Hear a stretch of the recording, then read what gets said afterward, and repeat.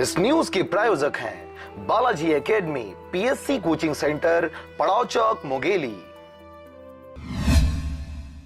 और अब एक खास बात, पिछले कई दिनों से आपको व्हाट्सएप, फेसबुक जैसे सोशल नेटवर्किंग साइट्स पर मुंगेली जिले के जवाहर वार्ड से गरीब परिवार के बच्चे की मदद के लिए मैसेज मिल रहा होगा।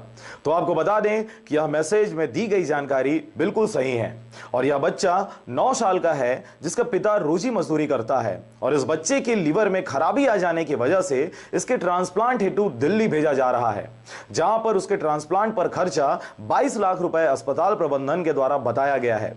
परिवार गरीब होने की वजह से पिता के द्वारा इतनी भारी रकम की व्यवस्था नहीं की जा रही है। आरजे रमझाजर भी समस्त जिले वासियों से अपील करता है कि आपके क्षेत्र का एक छोटा सा गरीब बच्चा जिसकी हालत नाजुक है, उसे आपकी मदद की आवश्यकता है। आपके द्वारा इस बच्चे को जो भी रकम की सहायता की जा सकती है वह कृपया इस नंबर पर संपर्क करें।